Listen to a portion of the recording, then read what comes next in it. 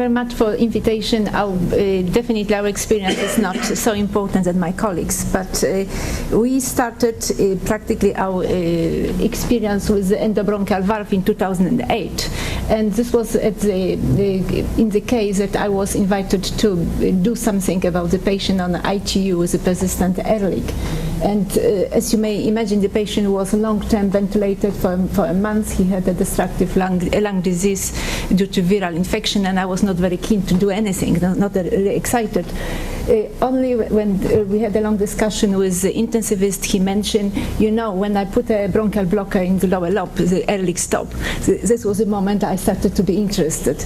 We did place 2 endobronchial valve in lower segment, and this is an X-ray of the patient a few days later. So we managed to control the air leak, and patient was intubated, and the drain were removed a few days later.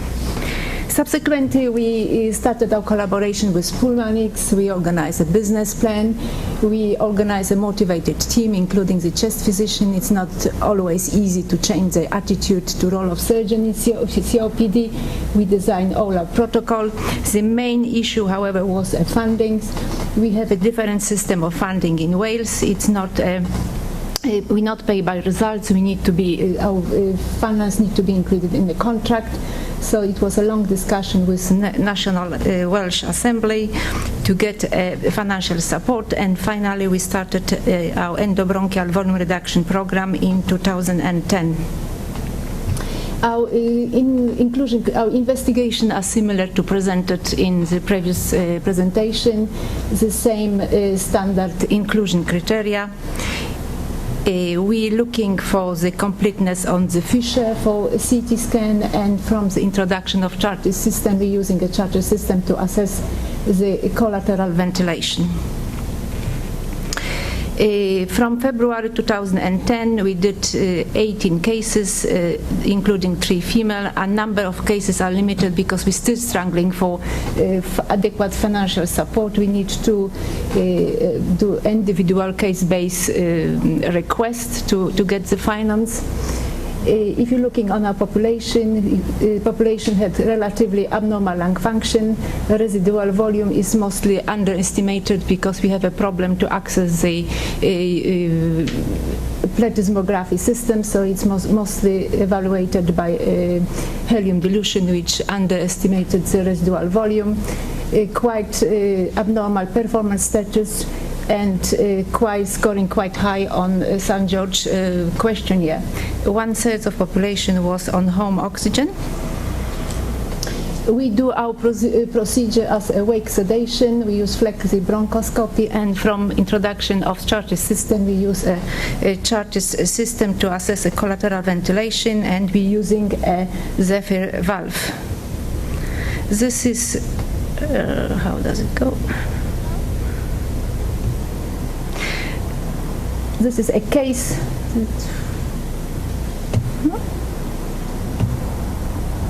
We did a live surgery case during our recent course of modern management of emphysema, which we did run in November.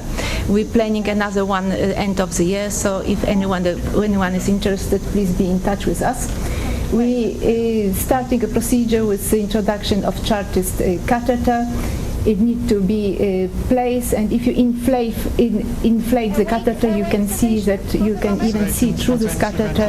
It is important that the end of the catheter is not blocked by the contact with the wall of the bronchial, and we can assess the flow, expiratory flow and inspiratory pressure. Sometimes you need to take few minutes to assess this test. This patient had a heterogeneous emphysema. We were aiming for the right upper lobe, so we're assessing the right upper lobe. However, after a few minutes, we could find that the system was not consistent with, there was no consistent reading for showing that there is a collateral ventilation, so we stopped the assessment, and we decided to assess the opposite side on the left side.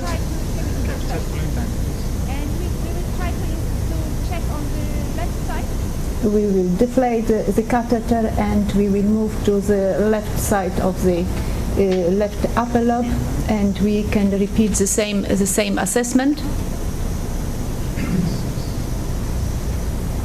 So right upper lobe did show existence of collateral ventilation. We're moving to the left side. Looking to the left side, you may see that there is a lot of bronchial, because we need to assess how many valve we can introduce. It depends on the size of subsegmental bronchial, as well as the distance between the next proximal carina. And if you look on this left, you will most probably aiming for four valves. This is a lingula. We will check later on. First, this is another 3 valves later on.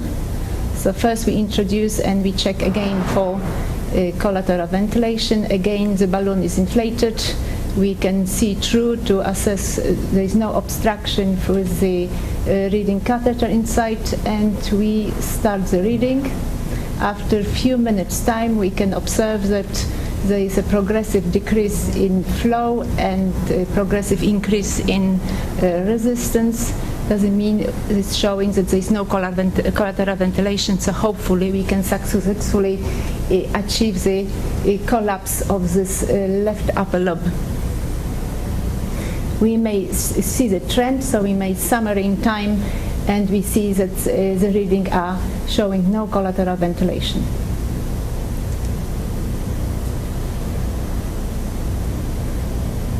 Now we need to make a decision how many valves at what size of valve we can place. We have on our disposition 2 types of valves.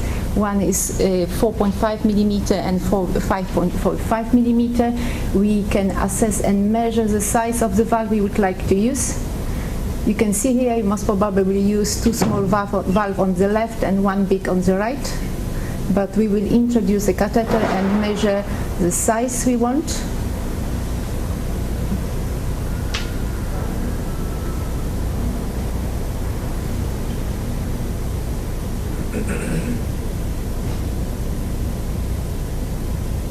This is a blue catheter, so the measurement for the small valve. We see that it's a little bit too small for the small valve, so the decision is to proceed.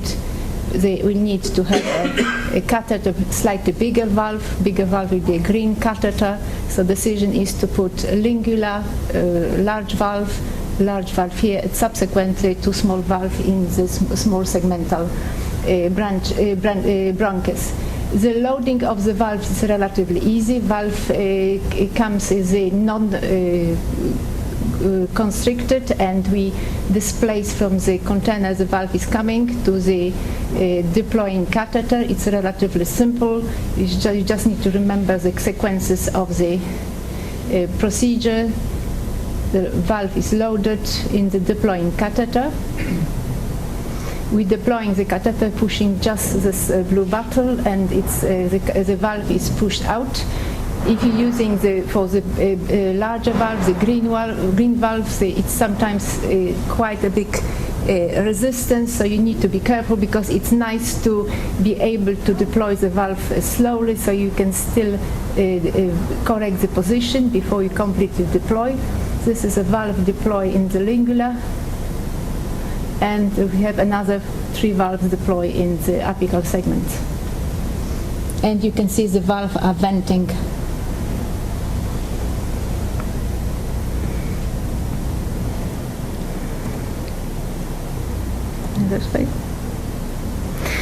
And this is our preliminary result from 18 patients. You can notice that we did achieve an increase in FEV1. We also, no, it doesn't want to go. We also, you can notice that the subjective response to this treatment was relatively great, with a good response in St. George questionnaire, and this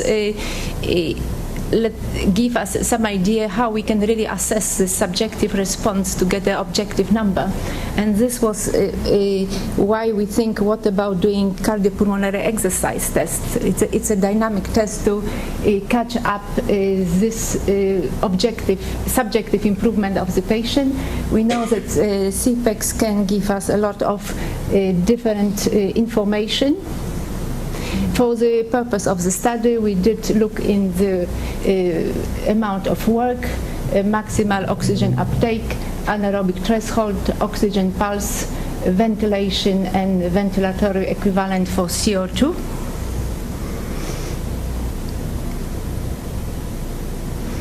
And this is a very small number because we did it only in 6 patients. And if you can notice, the load stay most probably the same due to a poor general condition of this patient. However, we could observe a significant increase in oxygen uptake as well as minute ventilation. We also achieved some improvement in oxygen pulse as well and ventilation equivalent, but it didn't reach a significant value, most probably to the small number of the patients. We did find that CPEC gives us a lot more information, and that endobronchial valve implantation result in improved oxygen uptake, greater minute ventilation, and is most probably related to better VQ matching and improved chest wall and diaphragmatic mechanism. We know that endobronchial valve placement is much safer than surgical lung volume reduction. This information did result that for the moment we introduce a CPEX to our routine testing. We hope to have some more information on if we increase the numbers. I wanted to present one of our very successful patients. I think as a surgeon, we not realize how severely COPD is affecting the patient. We don't see these patients, they're too sick, they don't come to us. So I wanted to present a 64-year patient with severe heterogeneous emphysema. He had a frequent exacerbation of COPD. His performance status was very poor. I think we, as a surgeon, we like to push a limit. Our patient had a problem to move of 0 to 10 meters, on saturation 82 to 85%, on oxygen 6 to 10 liters. He was on optimal medical treatment, including prednisolone 40 to 60 milligram, and according to the patient, he was taking so much medication that he needed a spreadsheet on his computer to be aware what he's taking. His FEV1 was 17% and FVC 37%. This is his images. I think he's most probably the ideal candidate for endobronchial lung volume reduction. He has a heterogeneous emphysema with relatively well-conserved lower lobes and what is looking like complete fissure. This is what is COPD according to the patient. We may not realize how they feel about this. My life expectancy was short.